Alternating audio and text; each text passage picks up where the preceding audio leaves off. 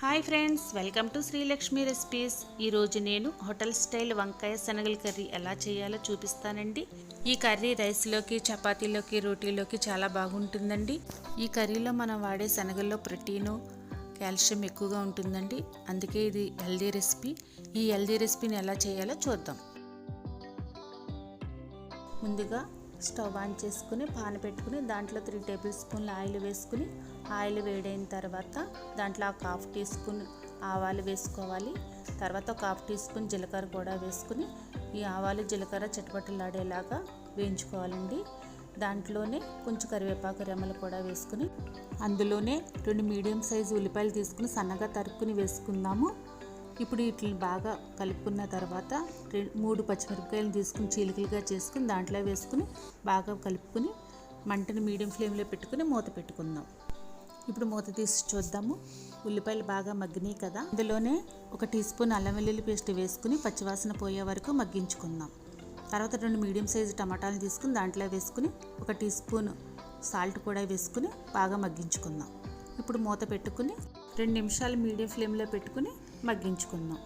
ఇప్పుడు టమాటాలు మెత్తపడినాయి కదా. 1 కప్పు శనగలు తీసుకుని 5 గంటలు నానబెట్టి కుక్కర్లో పెట్టి మెత్తగా ఉడికించుకున్నానండి. ఇప్పుడు ఈ శనగల్ని మనం దీంట్లో వేసుకుందాం. మూత పెట్టి 2 మినిట్స్ మగ్గించుకుందాం. ఇప్పుడు మూత తీసి దానిలో 1 టీ స్పూన్ కారం వేసుకుని ఒకసారి కలుపుకుందాం. తర్వాత దానిలో 1/2 టీ స్పూన్ ధనియా పౌడరు, 1/2 టీ స్పూన్ జీరా powder, 1/2 teaspoon garam masala powder వేసుకుని బాగా కలుపుకుందాం. ఇప్పుడు దీంట్లో సాల్ట్ వాటర్లో కడిగిన 1/4 కేజీ వంకాయలను కూడా వేసుకుని బాగా కలుపుకుందాం. మూత పెట్టి మీడియం ఫ్లేమ్లో మగ్గించుకుందాం. ఇప్పుడు బాగా కలిపి 1 గ్లాస్ వాటర్ వేసుకుని బాగా ఉడికించుకుందాం. కొంచెం ఉడికిన తర్వాత 1 టేబుల్ స్పూన్ నువ్వుల పొడి వేసుకుందాము. ఈ నువ్వుల పొడి వల్ల టేస్ట్ చాలా బాగుంటుందంటే కమ్మగా వస్తుంది కర్రీ.